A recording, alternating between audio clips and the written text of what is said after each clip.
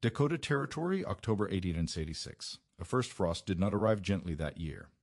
It came without ceremony, without warning, silvering the prairie grass overnight and turning the shallow wagon ruts into rigid tracks that rang beneath iron wheels. When the sun rose, it revealed a land that looked quiet but felt sharpened. Breath hung in the air longer than it should have. The wind had a thinner sound to it. Even the cattle moved slower, their hooves cracking the brittle crust that had formed over mud. The settlers understood what that first hard frost meant. It was not winter yet, but winter had started thinking about them. Cabins stood scattered across the open land like mismatched boxes, each one thrown up in a hurry during the warmer months. Most had been built in 3 or 4 weeks, framed with green-cut lumber hauled from the rail spur, 2 days south. The boards had shrunk as they dried. Gaps had opened between planks. Tar paper flapped in places where nails had pulled loose. But the men who built them had done what was necessary: 4 walls, a roof pitched enough to shed snow, a stovepipe rising through a tin collar, and a door thick enough to keep out coyotes. No one expected comfort. They expected endurance. Elias Morgan. S. cabin stood at the edge of the settlement, slightly elevated where the land rose just enough to see the long sweep of grass bending northward. It was not larger than the other's 12 feet by 14, single story. A stone foundation barely a foot high. He had built it that summer like everyone else, sweating through July heat, hammering until his palms blistered, sleeping on the floor before the roof was even finished. From a distance, nothing about it seemed unusual until October. While the other men were stuffing rags into seams and smearing mud along exterior cracks, Elias began driving new posts into the ground. 3 feet out from his cabin walls, he measured carefully, pacing the perimeter, setting stakes in straight lines. He did not work hurriedly. He did not look like a man trying to fix something that had gone wrong. He looked like a man starting something new. On the second morning, when the frost still clung to the shaded side of his cabin long after sunrise, Thomas Hale rode up on a mule to watch. "What is that?" Thomas called, swinging down and stomping his boots to shake loose the chill. Elias did not stop hammering. "A wall," he said simply. Thomas squinted. "Your wall's already there. This is another." Thomas stepped closer, hands on hips, studying the posts rising from the frozen soil. They formed a rectangle mirroring the cabin, exactly same length, same width, only larger by 3 feet on all sides. "You building yourself a porch?" Thomas asked. "No." "A shed?" "No." Thomas waited. Elias kept working, driving iron spikes through horizontal beams that connected the posts. The wood was rough cut and pale, not yet darkened by weather. "You planning to roof it?" Thomas pressed. "Yes." Thomas stared at him. The silence stretched. "You are putting another wall around your wall?" "Yes." The mule snorted, shaking its head. Thomas laughed, but it was a puzzled laugh, not cruel, yet just confused. "You are wasting lumber," he said finally. "Winter is 2 weeks out, maybe 3 if we were lucky." Elias set down his hammer and leaned against one of the new posts, his breath fogged in front of him. "Winter is already here," he said quietly. Thomas followed his gaze across the prairie. The grass bent northward in long, uneven waves. The wind had a steady edge to it. There was no arguing with that. Still, he shook his head. "You'd be better off sealing what you got. Everyone else is patching seams. You are building a fence." "It's not a fence." Thomas climbed back onto his mule. "You'll see?" he called. "No comes sideways out here. You'll wish you'd spent that time cutting wood." Elias watched him ride away. He did not argue. He did not explain. He picked up the hammer and continued. By the 4th day, the posts had risen waist-high around the entire cabin. By the 6th, horizontal planks connected them. By the 9th, the outer wall had begun to take shape, boards nailed vertically, tight together. The settlement noticed. Men passed by more often than usual, pretending to check cattle or inspect their own fences. Children slowed their play to stare. One boy asked if Elias was building a jail for himself. His mother hushed him, embarrassed, but she did not hide her curiosity. At the general store, where the pot-belly stove burned steadily and gossip traveled faster than supply wagons, the subject came up before noon. "He's building another house around his house," someone said. "For what?" "Claims it as a wall." "Against what?" "Wind, I suppose." Laughter followed, low and easy. "Wind'll go where it wants," an older man muttered, rubbing his hands near the stove. "You can outbuild the prairie." Outside, the temperature dropped again that night. Frost thickened on window glass. Inside most cabins, stoves burned longer than they had in September. Wood piles shrank faster. Elias worked from dawn until the light faded enough that he could no longer see nail heads clearly. He measured carefully to keep the 3-foot gap even on all sides. He framed for a doorway in the outer wall that aligned with his original door, but offset just enough to prevent a straight shot of wind from entering both at once. When the outer wall reached full height, it cast a strange shadow around the cabin, making the original structure look smaller, tucked inside like a box within a crate. That was when the laughter sharpened. "You building yourself a coffin?" one man called out as he passed. "Hope you've got enough wood for 2 houses," another added. Elias did not answer. He had grown up in a place where winter temperatures fell so low that breath froze inside wool scarves. He had seen what wind could do, not the steady breeze of summer, but the kind that searched for seams, that pushed through hairline cracks and turned warm rooms into iceboxes. He understood something most of the settlers did not yet understand. It was not the cold alone that killed. It was movement. Wind moved heat away. It stole in invisible streams. A stove could burn all night, but if air flowed freely through plank gaps, warmth never stayed long enough to matter. He had spent evenings in his cabin that September, sitting near the stove, feeling warmth on his face while the back of his neck chilled. He had held a candle near the wall and watched the flame bend toward unseen drafts. The cabin was not failing. It was breathing too much, so he built something to make it still. By mid-October, the outer wall stood complete. Rough boards enclosed the perimeter, 3 feet from the inner structure. The gap between them looked like a narrow corridor running around the entire cabin. Now the true confusion began. Instead of sealing the gap shut, Elias left the top partially open. He began hauling straw bundles of it purchased cheaply from a farmer who had more than he could sell. Wagon load after wagon load arrived, golden and dry. He did not pack it tight against the inner wall. He layered it loosely within the 3-foot space. Thomas Hale returned, this time without laughter. "You refilling it?" he asked, watching Elias fork straw into the gap. "Yes, with straw." "Yes, that all burn like tinder." Elias paused. "Only a flame reaches it, and if it does—" "It won tea." Thomas looked doubtful. "You are building a nest for mice." "Maybe," Elias admitted, "but mice steal heat." The wind picked up that afternoon, rattling the new boards, but something was different. Inside the cabin, the usual whistle through seams had softened.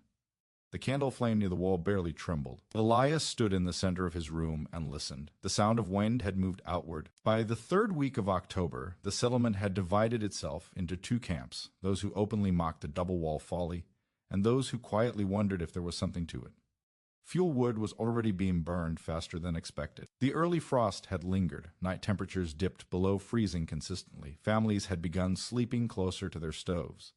Elias, meanwhile, worked steadily. He added a simple sloped roof over the outer wall, angled just enough to shed snow away from the inner cabin. It did not touch the original roof. Instead, it hovered slightly lower, creating a second barrier against falling snow and drifting wind. From a distance now, his cabin looked thicker, broader, less exposed. One evening, as the sun set red over the prairie, Thomas stood beside him again. "You really think it'll make a difference?" he asked quietly. Elias rested his hammer on his shoulder. "I think still air holds heat," he said. Thomas frowned. "Air as air, not when it moves." Thomas considered that. The wind swept across the land in long, uninterrupted currents. There were no forests to slow it, no hills high enough to block it. Cabins stood like targets in open ground. Maybe, Thomas thought, blocking wind before it touched the real wall might matter. But pride kept him from saying so. "We'll see," he said instead. That night, frost thickened again. But inside Elias's cabin, something subtle had changed. The stove burned the same wood as before. The flames were no larger, yet the warmth lingered longer after the fire died down. The walls no longer felt cold to the touch by midnight. He noticed it first in the floorboards. They did not bite at his bare feet the way they had a week earlier. He lay in bed and listened.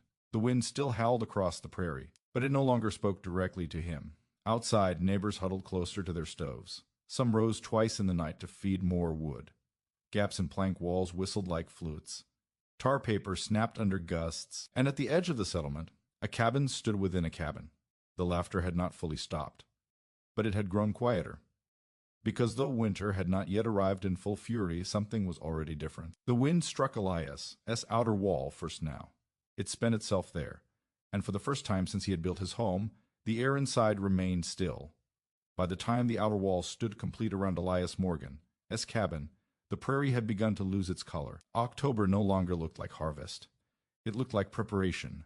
The grasses that had once rolled in green waves now lay flattened in dull shades of tan and ash. The sky felt larger somehow, stripped of summer haze, hard and pale blue during the day and iron gray by late afternoon. Every sunrise came colder than the one before it, and between Elias's original cabin and the newly built outer wall, there remained a hollow space, 3 feet wide, running uninterrupted around all 4 sides. That empty corridor unsettled people more than the wall itself. It looked unfinished, incomplete, like a mistake waiting to be corrected. Children dared one another to run through it before Elias closed it up. Their boots scuffed along the bare dirt between the 2 walls, their voices echoing strangely in the narrow passage. When the wind blew, it funneled through the open top and stirred dust into lazy spirals. Going to leave it hollow? Someone called one afternoon as Elias measured the interior gap. "For now," he answered. He was studying the air. Not in any mystical way, not with elaborate tools or scientific instruments, just with patience. He had lived long enough in cold country to recognize a pattern most others ignored. Heat did not vanish all at once. It leaked. It drifted. It was carried. He had proven something already. The outer walls softened the wind before it reached the inner cabin. The candle flame inside no longer bent sharply toward the seams. The stovepipe no longer rattled as fiercely during gusts. But the space between the walls was still too open. Wind could enter from the top. It could swirl. And moving air, no matter how cold or warm, meant energy in motion. And motion meant loss. The idea had not come to him suddenly. It had grown slowly during his childhood winters in northern Minnesota, where barns were banked with hay and root cellars were lined with straw. As a boy, he had once slept in a loft above livestock on a night when the temperature fell so low the well bucket froze solid. The hay around him had trapped warmth from the animals below. It was fire that kept him from freezing. It was stillness. He remembered that.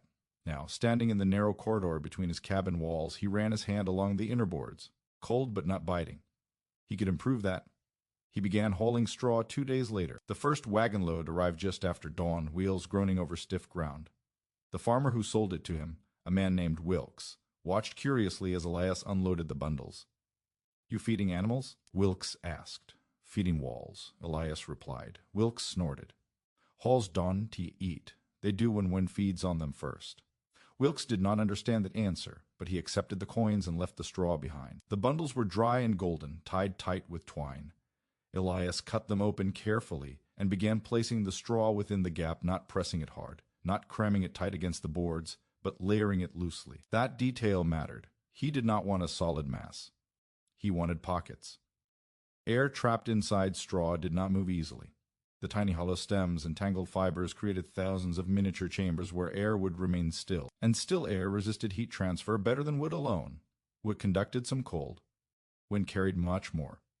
But trapped air that could not circulate acted like a barrier. Thomas Hale returned again, this time bringing 2 other men with him. They stood at the edge of Elias's property, boots planted wide, hands resting on belts. "You were stuffing it," Thomas called out. "Yes." "With straw?" "Yes." One of the men laughed openly now. "That kindling. Whole place, I'll go up first time a spark jumps." Elias wiped sweat from his brow despite the chill. "Only if a spark reaches it." "Stove sparks travel," the man insisted. "Not through 2 walls." The 3 exchanged looks. "Why not pack it tight?" Thomas asked, stepping closer. "If you were set on this, would solid be better?" Elias shook his head.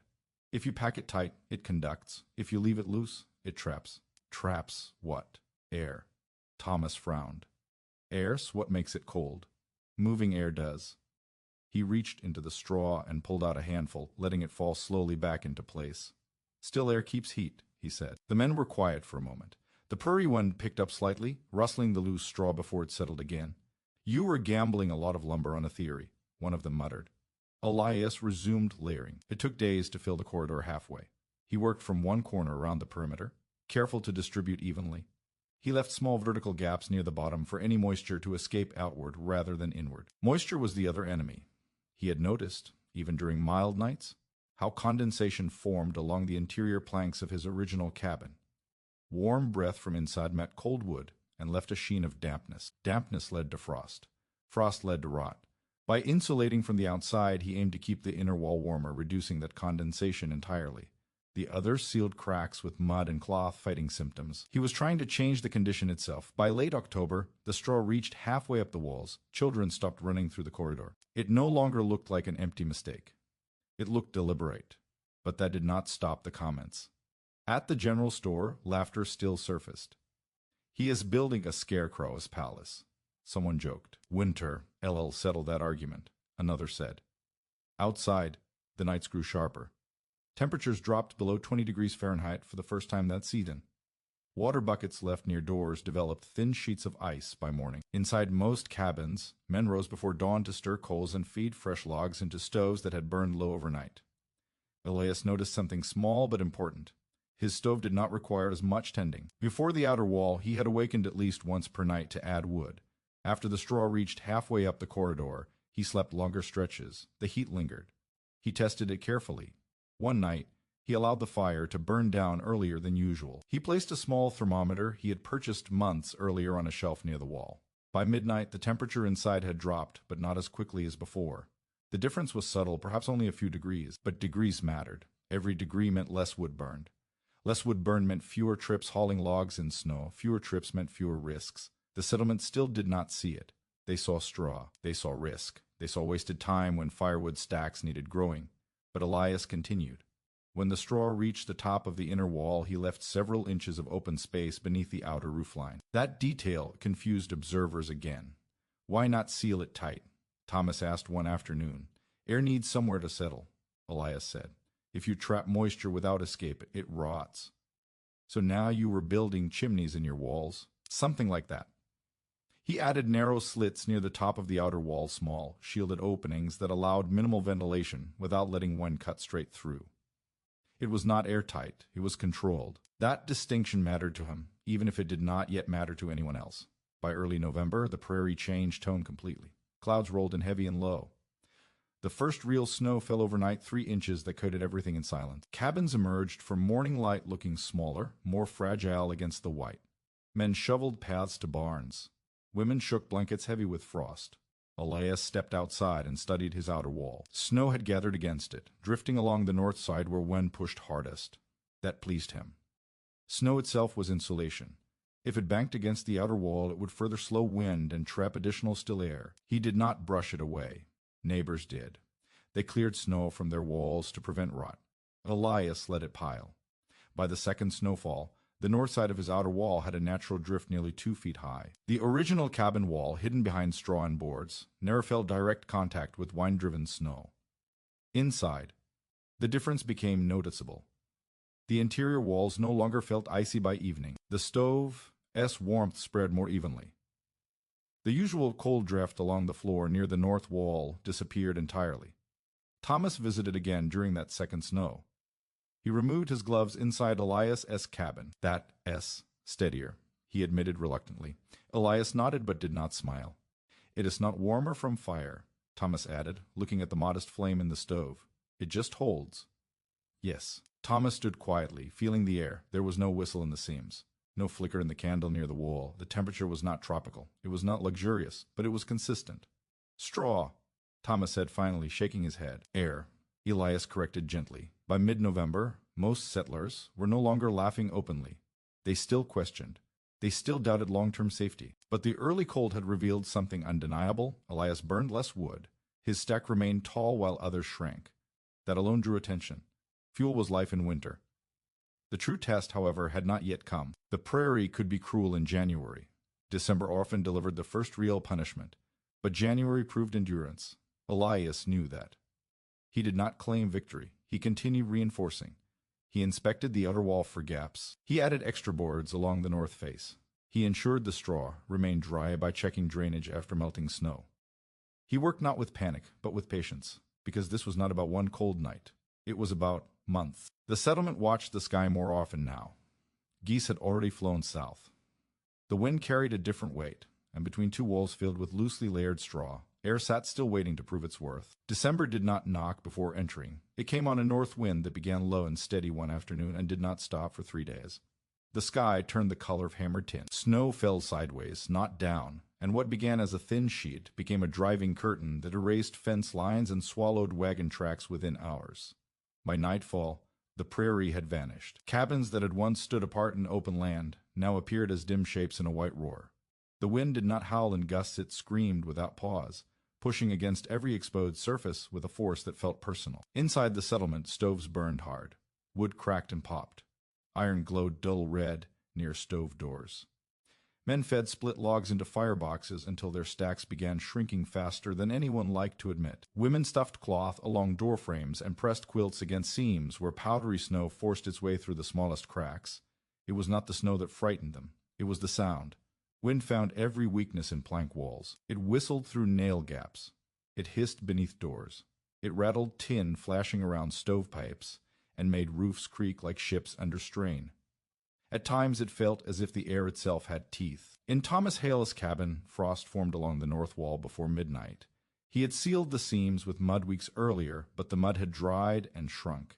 Fine white lines crept between planks, spreading like veins. His youngest daughter slept wrapped in 2 blankets near the stove, her breath visible in the dim firelight. He rose twice before dawn to add wood. The second time, when he opened the stove door, the draft pulled flame sharply toward the north wall. He felt it on his face, air being drawn through unseen cracks, feeding the fire and stealing warmth at the same time. Movement, always movement. Across the settlement, similar scenes play out. Water buckets froze along interior walls. Damp laundry stiffened if hung too far from heat. Frost traced delicate patterns across window glass thick enough to scrape with a fingernail. The storm did not pass quickly. By morning, drifts rose waist-high along the north sides of cabins. Doors opened with difficulty, pushing against packed snow. Men stepped outside into a world reduced to white and wind, shoulders hunched, scarves pulled tight across faces. At the edge of the settlement, Elias Morgan stepped out of his cabin and closed the inner door behind him. He moved into the narrow, sheltered space between his 2 walls before opening the outer door to face the storm. Snow had banked heavily against the north face of his outer wall. The drift rose nearly 3 feet high already, pressed tight by wind. The outer boards groaned slightly under constant pressure, but they held firm. He studied the accumulation without alarm. Snow there meant less wind reaching the inner cabin. He stepped out briefly to clear a path to his woodpile, then returned through the outer door, closing it firmly before opening the inner one. Inside, the air felt steady, not warm like summer, not even warm by comfort standards, but steady. He removed his gloves slowly, noticing something subtle. There was no sharp sting along the back of his neck as there had been during earlier autumn storms. The walls did not radiate cold the way bare planks once had. The stove burned at a moderate pace, not raging. He checked the thermometer on the shelf. Outside, based on the sharp bite of air during his brief trip to the woodpile, he estimated the temperature had dropped near 0, perhaps below. Inside, the mercury hovered just above freezing, 32, 33 degrees. He fed a modest log into the stove and closed the door. The flame caught steadily, not whipped sideways by hidden drafts. He walked to the north wall and pressed his palm against it. Cool, yes, but not frozen, and most important, dry, no sheen of condensation, no forming frost crystals. The straw between the walls was doing its work. Air within it remained trapped, resisting the flow of heat outward. The outer wall bore the brunt of wind pressure. Snow packed against it added another insulating layer, filling microscopic gaps, sealing what little movement remained. For the first time since building his cabin, Elias did not feel as though he were fighting the storm. He felt insulated from it. By midday, Thomas Hale forced his way through drifts toward Elias's property. The journey that normally took 5 minutes required nearly 20, each step heavy and uncertain. Wind tore at his coat, and snow needled his eyes until he could barely see. He reached Elias's outer door and pounded hard. Elias opened it quickly, ushering him into the narrow space between the walls before closing it against the storm. Even in that corridor, the wind felt muted, reduced to a distant roar rather than a direct assault. Thomas stamped snow from his boots, breath ragged. "You sealed yourself in a barn," he muttered, eyeing the straw-lined passage. "Come inside," Elias said. They moved through the inner door. Thomas stopped just inside the threshold. He did not remove his coat immediately. He simply stood and listened. The difference struck him first in the silence. Outside, the wind screamed. It battered his own cabin relentlessly, making boards tremble and roof beams creak. Here, the sound was distant present but softened, as if filtered through thick cloth. He pulled off one glove cautiously. The air did not bite. He stepped closer to the stove. "You burning more than usual?" he asked. "No." Thomas looked at the woodpile stacked neatly along one wall. It appeared barely touched compared to what he had already burned through. He crossed to the north wall and placed his hand flat against it. It was cool but not painfully cold. He closed his eyes briefly, concentrating. No draft brushed his wrist. No whisper of moving air along the floor. "How?" he asked quietly. Elias gestured toward the walls. "Wind hits the outer boards. Snow packs tight. The straw traps air. Heat leaves slower." Thomas shook his head slowly. "Mine as freezing along the seams. I've got frost creeping inside." "It's the wind," Elias said. "It pulls heat out faster than the stove can replace it." Thomas walked the perimeter of the room, inspecting carefully. He crouched near the floor along the north wall, where in his own cabin the cold pooled like water. Here it felt even you were telling me that straw's doing all this. Straw's holding air, Elias corrected again. Still air's the work. Thomas removed his coat finally and set it on a chair. That action alone said more than words. Outside, the storm intensified. Snow slammed against the outer wall, rattling boards. In other cabins, the same wind forced itself through plank gaps, creating high-pitched whistles that kept children awake and tempers short. By evening, word had begun spreading quietly. Elias' cabin was holding. It was not hot. It was not luxurious, but it was survivable without constant feeding of the stove. At the Hales' cabin, frost along the north wall thickened enough that Thomas's wife scraped it with a knife. Meltwater dripped briefly before refreezing along the floorboards. 2 cabins over, a stovepipe clogged partially with wind-driven snow, forcing smoke back into the room until the owner climbed onto the roof in near whiteout conditions to clear it. The settlement felt under siege, but at the edge of it, a cabin stood inside another, wrapped in straw and snow, resisting the assault not with firepower but with patience. On the second night of the storm, the temperature dropped further. Wind did not ease. Elias woke once before dawn and added a single log to the stove. The interior thermometer had fallen to just below freezing during the night, but rose steadily once the log caught. He considered the numbers carefully. If outside hovered near -10 degrees, and based on the sting in his lungs during brief trips outdoors, that seemed likely then inside his cabin held near 11 degrees above that without excessive fuel. 21 degrees difference, not from thicker wood, not from bigger flames, from reduced movement. He lay back down and slept. Across the settlement, few slept long. Thomas rose 3 times that night to stoke his fire. His woodpile shrank visibly. The north wall radiated cold so intensely that blankets felt damp by morning. When daylight finally broke on the 3rd day, the storm began to weaken. Wind softened from a scream to a steady moan. Snow fell more vertically now. The sky lightened just enough to reveal buried fences and nearly swallowed sheds. Men emerged cautiously, digging paths, checking livestock, inspecting damage. Thomas walked first to Elias's cabin. Snow stood nearly halfway up the outer wall on the north side. The drift had formed a solid bank, pressed tight as if molded. The outer boards bore scratches and small splits from flying debris, but the structure remained firm. Elias stepped out to greet him. "Well?" Thomas asked. Elias shrugged lightly. "We're still here." Thomas laughed, not mockery this time, but disbelief tinged with admiration. "Mine as a frost box," he admitted. "Burned near twice the wood I thought I would." Elias nodded. "When does he care how big your fire is?" They stood side by side, surveying the settlement. Other cabins showed signs of stray and loose tar paper flapping, snow forced deep into crevices, one roof partially lifted at a corner where nails had failed under pressure. The lesson had arrived early that winter, and it had arrived loud. Within days, conversations changed tone entirely. At the general store, men spoke less of foolishness and more of feasibility. How much lumber do it take? Straw cheap enough. Would it hold against a January blow? No one laughed now. They had felt the difference in their bones. Elias did not boast. He did not preach. He split wood quietly and repaired minor scuffs on his outer wall. But something fundamental had shifted. Winter had tested his idea. And during its first true assault, the cabin inside a cabin had not merely survived. It had held its ground. The prairie remained vast and unforgiving. December was only beginning. Worse storms would come. But for the first time, the settlers had seen proof that winter could be resisted not by burning hotter, but by letting air stand still. And in that stillness, 21 degrees had changed everything. When the storm finally cleared and the sky reopened into a brittle, colorless blue, the prairie did not return to what it had been. It hardened. Snow no longer fell in loose flakes. It compacted under wind and weight into crusted layers that cracked under boots. The air lost all softness. Each breath felt thinner, sharper, as if drawn through cloth soaked in ice water. December settled into its true character. The first storm had been a warning. What followed was persistence. Cold did not surge and retreat anymore, it remained. Days hovered near zero. Nights fell below it. Wind no longer screamed constantly, but it never truly stopped.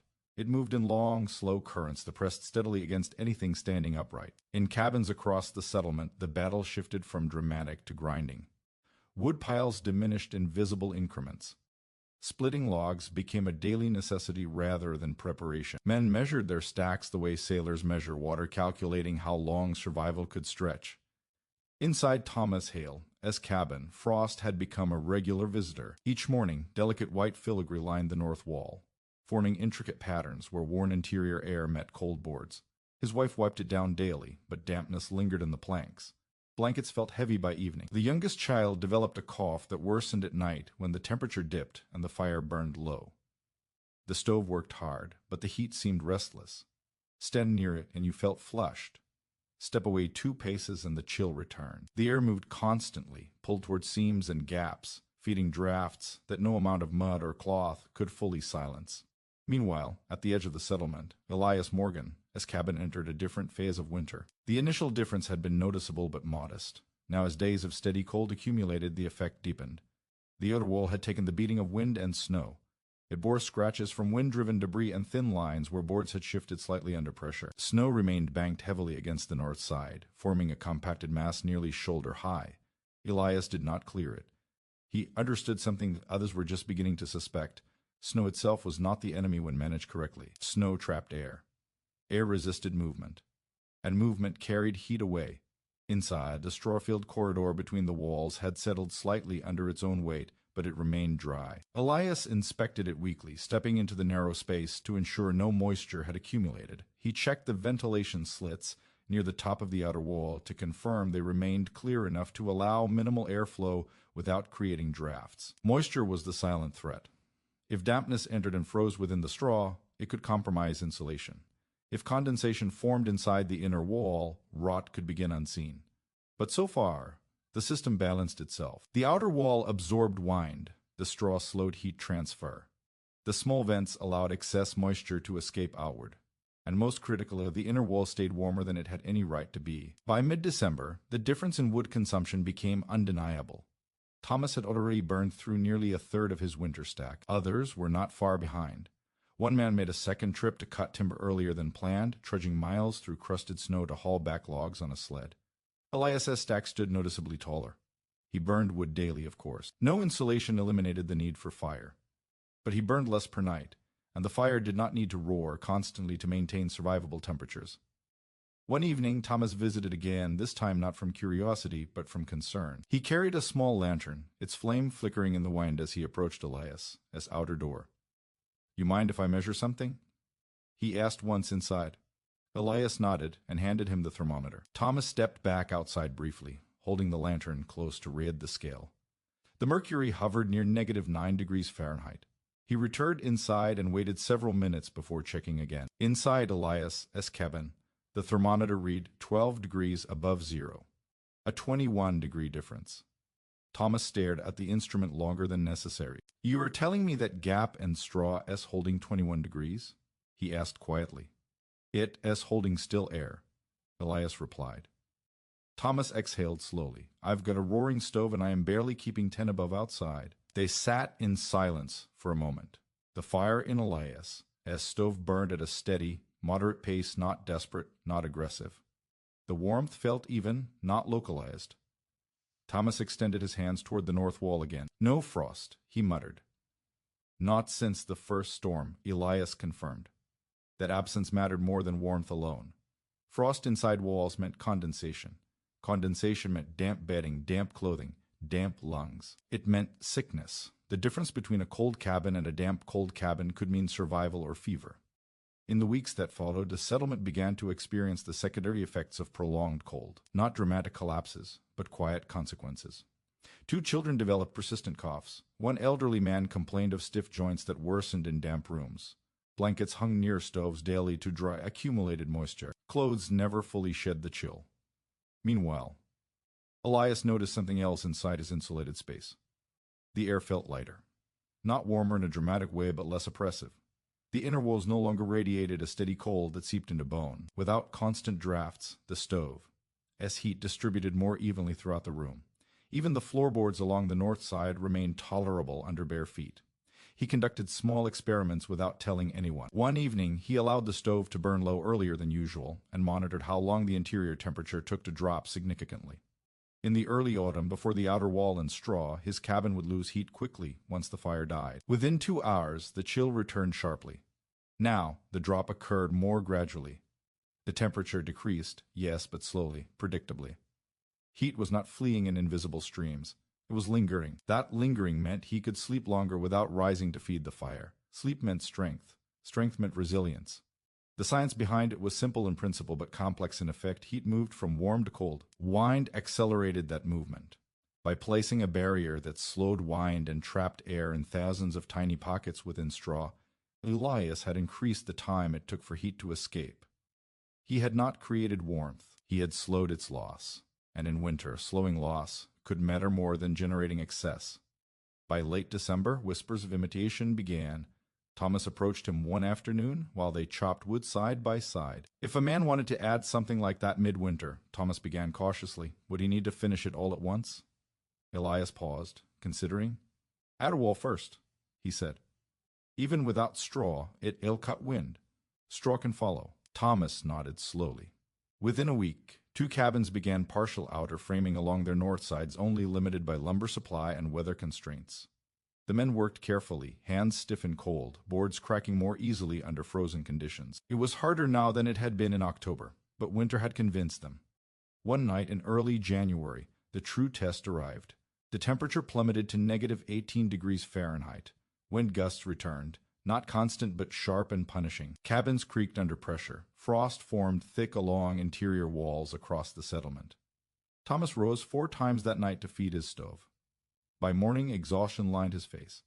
Elias rose twice. Inside his cabin, the thermometer dipped to just above 0 during the coldest hour before dawn, but it never approached the outside's brutal low. Again, the difference hovered near 21 degrees. It was not magic. It was moderation. The outer wall took the first assault. Snow and straw reduced movement. The inner wall remained insulated from direct exposure, and the stove, freed from fighting constant drafts, maintained equilibrium rather than combat. When morning light revealed the extent of the cold, 3 families gathered at Elias's cabin for part of the day, not because it was warm like summer, but because it was stable. Children played without huddling directly against the stove. Adults sat without visible breath clouding the air constantly. The contrast became undeniable. Why did we think of this sooner? Someone asked quietly. Elias shrugged. Most folks fight cold with more fire. And you fought wind, Thomas replied. That statement lingered. Winter did not ease after that. January stretched long and relentless. But the settlement no longer viewed Elias as double wall as eccentric. It became a reference point. Conversations shifted from skepticism to logistics cost, labor, timing. The science no longer required explanation. It had been demonstrated in frost and fuel. By the end of January, the difference in wood stacks was stark. Some families rationed their remaining supply carefully. Elias still had nearly half of his original pile, and perhaps most importantly, illness had not entered his cabin. No lingering cough, no damp bedding, no frost creeping into blankets. The inner walls remained dry. In a season where dryness equaled health, that detail carried weight. As February approached, the settlement began to understand something profound. The second wall had not made Elias invincible. It had made him efficient. And in winter, efficiency was survival, stretched longer than expected. The prairie still ruled. The cold still bit. But within a cabin wrapped in still air and straw, 21 degrees had become more than a number. It had become proof that sometimes endurance is not about burning hotter, but about letting less escape. By the time late January settled across the prairie, winter had stopped announcing itself with drama. It no longer needed blizzards to make its presence known. The cold had become permanent, embedded in the land like iron in stone. Mornings arrived without birdsong. The sky rose pale and brittle, and smoke from cabin stovepipes lifted straight up in thin columns before flattening against a ceiling of frozen air. Snow no longer looked fresh or soft. It had hardened into layered crust, marked by boot paths and sled tracks that refused to fade. The settlement had changed. Voices carried less laughter now. Movements were measured. Every task required calculation how much energy it would take, how much wood it would consume, how long it could be delayed. Wood piles told the story plainly. Where stacks had once stood tall and confident in November, they now looked diminished. Some families had begun breaking apart old crates and spare boards to stretch their supply. One man dismantled part of a lean-to shed, feeding weathered planks into his stove. Thomas Hale, woodpile had fallen to less than a quarter of what it had been. He stood beside it one morning, hands resting on his hips, counting splits in silence. The math did not comfort him. Across the settlement, similar calculations were happening quietly. And at the edge of it all, Elias Morgan, as stack, remained noticeably higher. Not untouched, not abundant, but steady. The difference was no longer subtle. It was visible from the road. The man who had laughed loudest in October, Caleb Turner, a broad-shouldered farmer, with a voice that once carried easily across open fields, walked up to Elias. As cabin one afternoon with an expression that did not fit his usual confidence. He paused outside the outer wall, studying it more closely than he ever had before. The north side was buried nearly halfway in packed snow, forming a thick, natural bank. The outer boards bore scratches and weather marks, but they stood firm. No gaping cracks, no warped planks. He knocked. Elias opened the outer door, letting Caleb step into the narrow corridor between walls before sealing it against the wind. Even in that space, the cold felt dulled. Caleb ran his gloved hand along the straw-packed passage. "Still dry?" he asked. "Yes." "Nothing rotting?" "No." They stepped into the inner cabin. Caleb stopped mid-step, just as Thomas had weeks earlier. The air did not sting his lungs. The stove burned at a calm, steady pace, not a desperate roar. The temperature inside hovered somewhere above freezing, perhaps closer to 15 or 20 degrees. Not warm enough to shed every layer, but warm enough that movement did not feel urgent. Caleb removed his hat slowly. "I burned near double what I planned this month," he said quietly. Elias nodded. "My walls frost every night," Caleb continued. "I scrape them each morning. By evening they are damp again." Elias glanced toward his own north wall, dry, no sheen, no crystals. "You planning to build more of these?" Caleb asked. Elias hesitated. "I can help frame." Caleb looked down at his boots, then back up. "I laughed," he admitted. "I remember," Elias said evenly. Caleb gave a faint, humorless smile. "You remember that part?" Silence lingered for a moment, not awkward, but honest. Winter had stripped away certain pretenses. Pride shrank when fuel ran low. The turning point did not arrive with applause or public acknowledgement. It came quietly, through need. Within days, Caleb began hauling posts toward his cabin. Not a full perimeter, at first only the north and west sides where wind struck hardest. Lumber was limited. Snow made digging post holes slow and punishing. But he worked with urgency now, hands blistered inside, gloves stiff with frost. Others watched, not with mockery, with attention. Thomas joined him one morning, offering spare nails. Another neighbor lent a saw. The settlement, once divided by opinion, now shared a common objective: reduce the wind as hold. Elias assisted where he could, showing Caleb how to maintain an even gap between walls, how to offset doorways so wind would not have a straight path inward. 3 feet, ideal, Elias said. But even 2, better than none. "And straw?" Caleb asked. "Loose," Elias replied. "Don't pack it tight." Caleb nodded, absorbing every detail now as if studying a manual he should have read months earlier. Work progressed slowly in winter, as grip. Boards cracked more easily in the cold. Fingers numbed quickly. But progress came, one section at a time, and then February delivered its harshest trail. A cold snap unlike the earlier storms. No blizzard. No heavy snowfall. Just air so frigid it seemed to still even the wind. The temperature dropped to negative 22 degrees one night, according to the settlement's lone reliable thermometer, mounted outside the general store. The sky remained clear and pitiless. Cold settled heavy and unmoving. In cabins without double walls, the effect was brutal. Stoves burned constantly. Flames devoured wood faster than ever. Frost formed thick and unyielding along interior planks. Blankets felt perpetually damp from condensation, freezing, and thawing. One family's stovepipe partially iced over, reducing draft and filling their cabin with smoke until they cleared it at dawn. Thomas rose 5 times that night to feed his stove. Caleb, whose outer wall was only half complete and not yet filled with straw, rose 4 times. Elias rose twice. Inside his cabin, the thermometer dipped to near zero but did not fall below it. Outside, the air bit at negative 22. Again, roughly 21 degrees difference. But the number mattered less than the effect. Elias slept. He woke tired, yes, but not exhausted. His woodpile shrank incrementally, not dramatically. The next morning, when the cold still clung tight and breath froze visibly in sunlight, two families arrived at his door, seeking temporary refuge for the day, not because their cabins were uninhabitable, but because warmth there demanded less struggle. Children spread blankets near Elias's stove, playing quietly. Adults sat closer together, hands extended toward steady heat that did not flicker or waver. No one mentioned October laughter. No one needed to.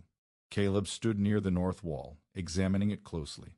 "If I finish this," he said quietly to Elias, "you think I'll see that same difference?" "If you stop the wind before it touches your real wall," Elias answered, "you'll see something." Caleb nodded slowly. That day marked the true turning point, not just in belief, but in action.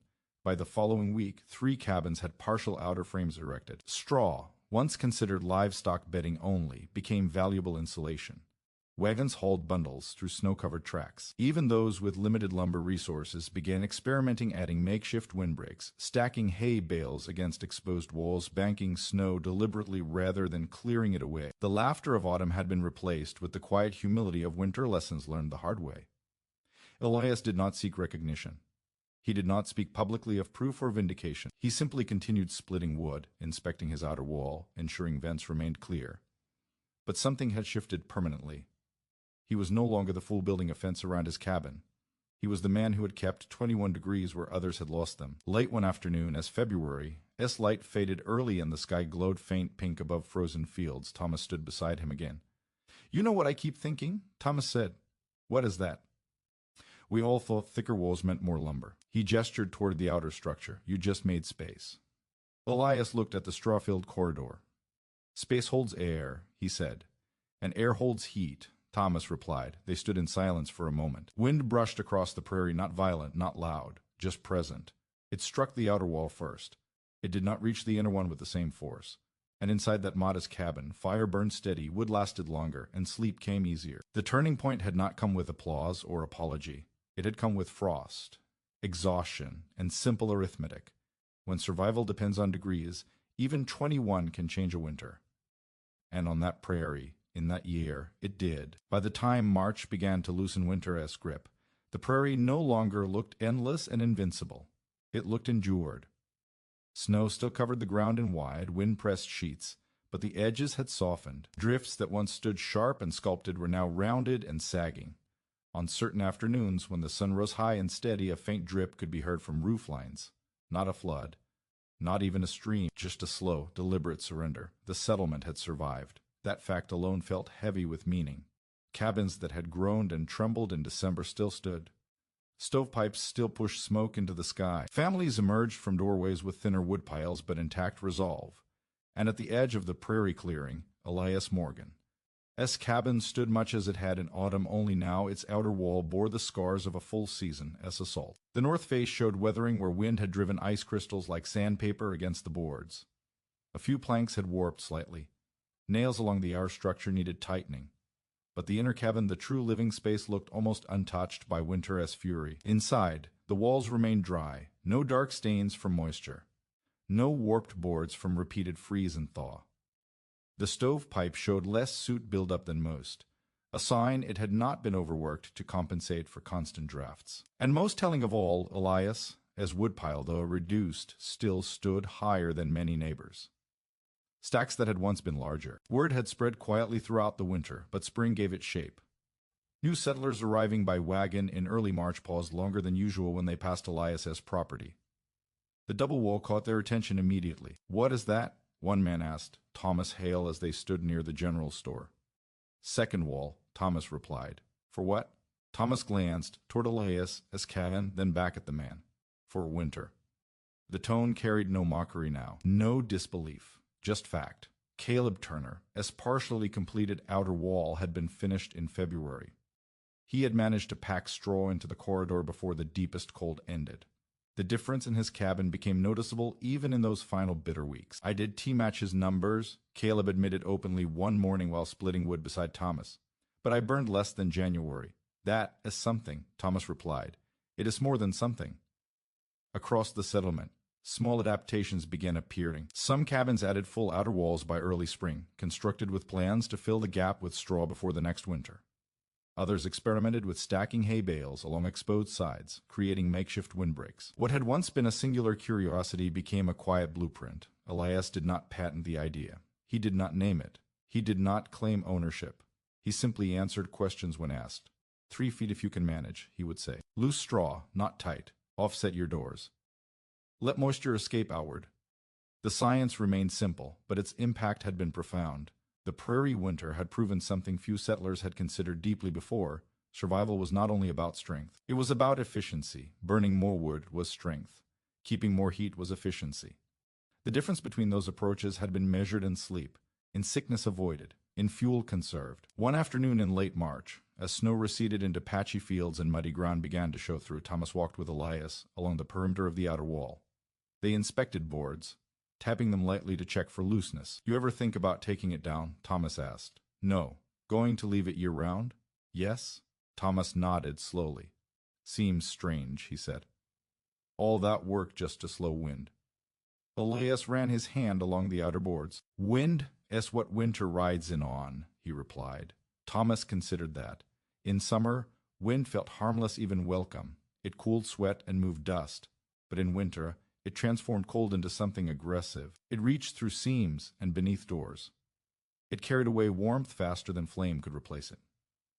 By building space by trapping air, instead of fighting cold directly, Elias had shifted the contest entirely. Spring meetings at the general store began, including practical discussions about double walls. Measurements were shared. Lumber requirements calculated. Straw costs compared. One older settler who had scoffed openly in October cleared his throat during one such conversation. Reckon I misjudged that idea, he said gruffly.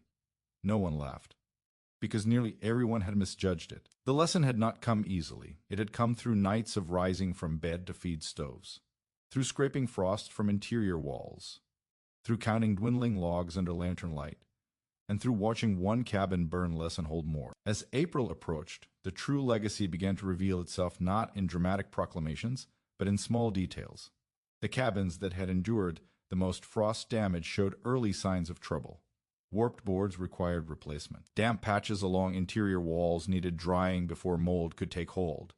Elias' inner cabin required almost no repair. The outer wall bore the brunt of winter as punishment, and it could be repaired cheaply. Boards could be replaced without disturbing the living space. The insulation straw and still air remained intact. In essence, he had created a sacrificial shell, a buffer, a layer designed to absorb hardship so the core could remain stable. That idea extended beyond lumber and straw. It became a philosophy whispered quietly among settlers: build buffers, anticipate strain. Protect what matters most by shielding it first.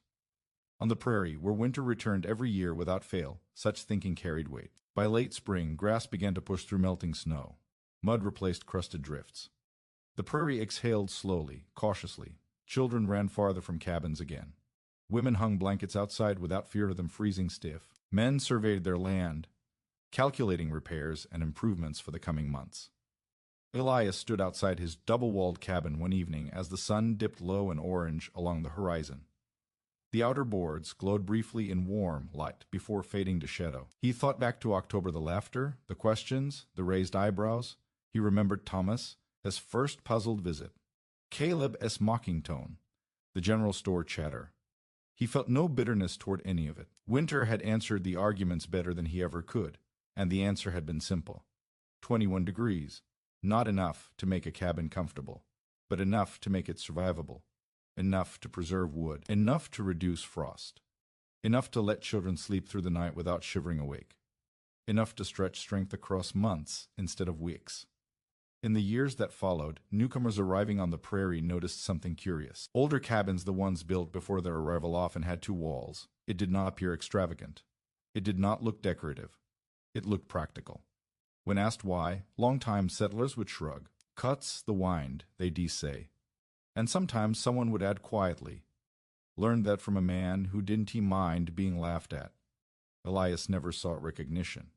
But his idea settled into the settlement, as architecture like a seed taking root. Not because it was dramatic, not because it was revolutionary, but because it worked. Winter would return again fierce, relentless, indifferent. But when it did, more cabins would stand wrapped in still air and straw. More wood would last longer. More families would sleep steadier. And somewhere beneath the memory of laughter, there would remain the understanding that sometimes the difference between struggle and survival is tea burning hotter. It's letting less escape.